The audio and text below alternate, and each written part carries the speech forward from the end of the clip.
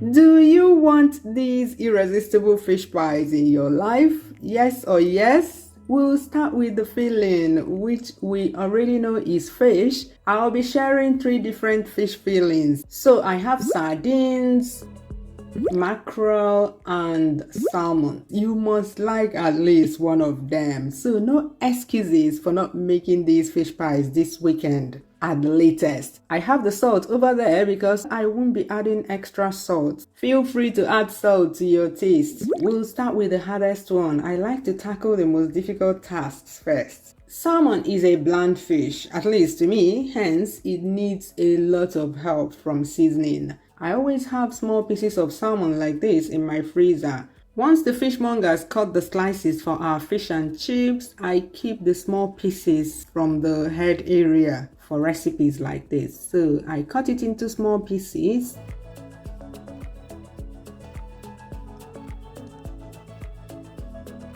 Add seasoning cube or bouillon cube, thyme, black pepper, garlic powder, and squeeze in some orange. Citrus activates the taste of fish and I like using orange. You can also use lime or lemon. Just a little bit, then mix very well and set aside to marinate. Slice some onions, then saute with butter till cooked.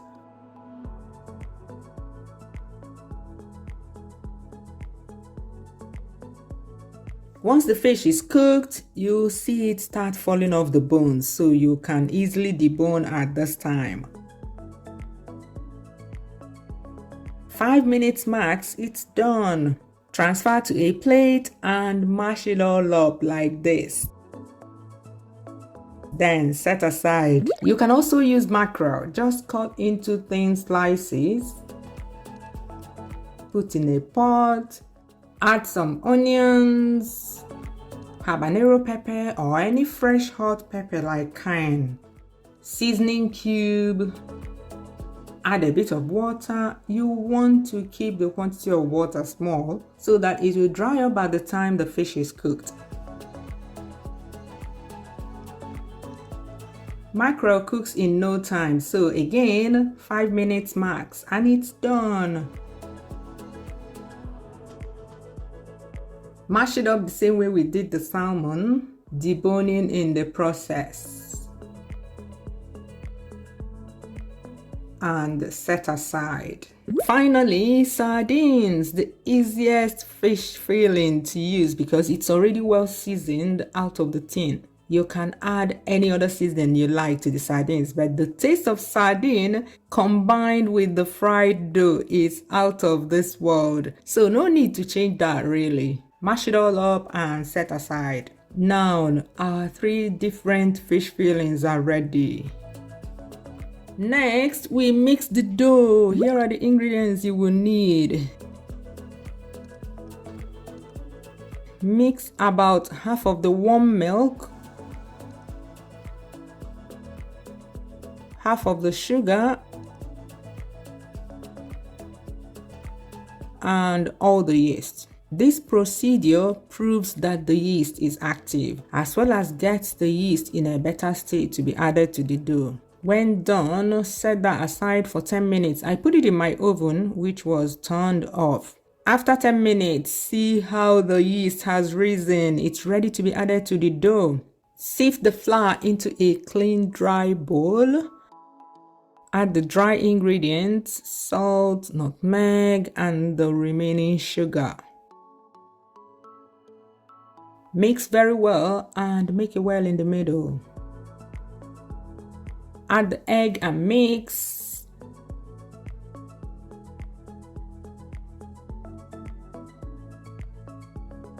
Add the milk and yeast combo. The remaining warm milk. And mix well. The aim is to get a soft but non-sticky ball of dough.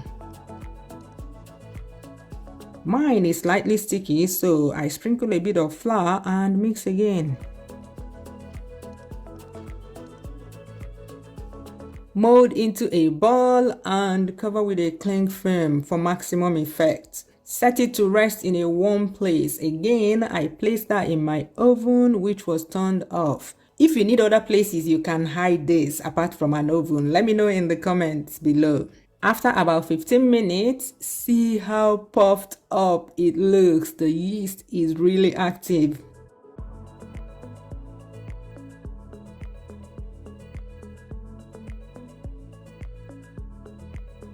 Set some oil to heat up. I'm using sunflower oil. Knead and roll out the dough to about 5mm thickness.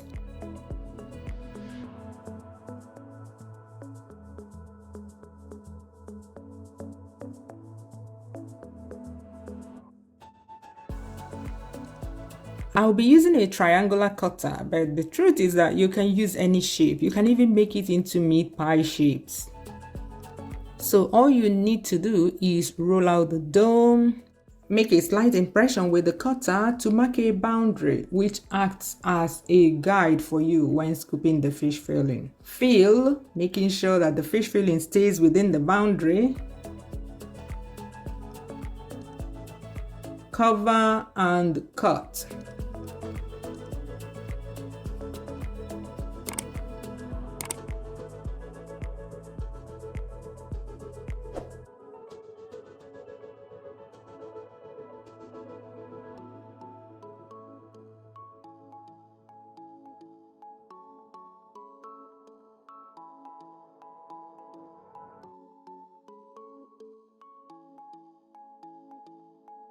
You can also use a fork to close it well to ensure it's completely closed so the fish pies do not open up during frying.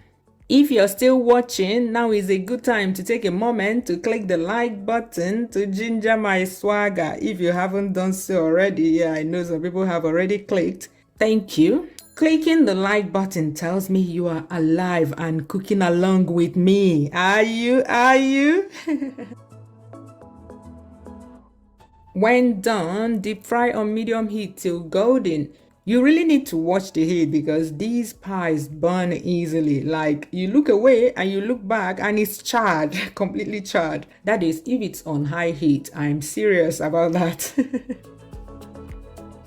Turn it around so it will cook evenly.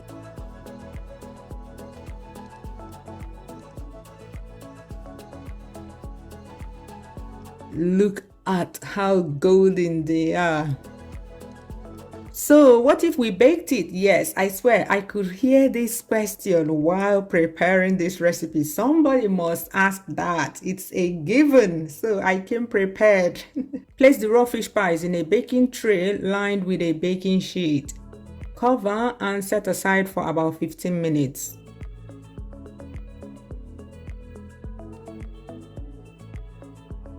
Rub some egg on top for a golden finish when done. Then bake in a preheated oven at 180 degrees Celsius, that's 350 Fahrenheit, for 20 minutes or till the top is golden like this.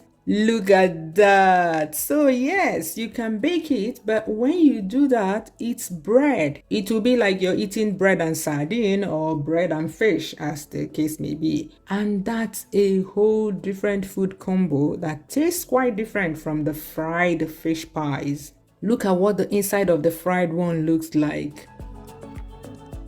Yum! So, which filling do you think gave me the tastiest fish pie? The sardine, salmon, or mackerel? All vote now under the pinned comment below. The first person to get it right will receive a cash gift. There's also a bonus cash gift for the person that can arrange them in my order of tastiest to least tastiest. This will be fun. From time to time, I drop hints of the kinds of things I like. So yeah, now is the time for you to prove you know my taste buds. Once we have a winner, I'll post my pre-recorded choice in my YouTube story. As always, don't fail to try this fish pie with all the fillings soon and let me know which one you prefer. I hope this weekend will not pass you by. Bye bye, see you soon.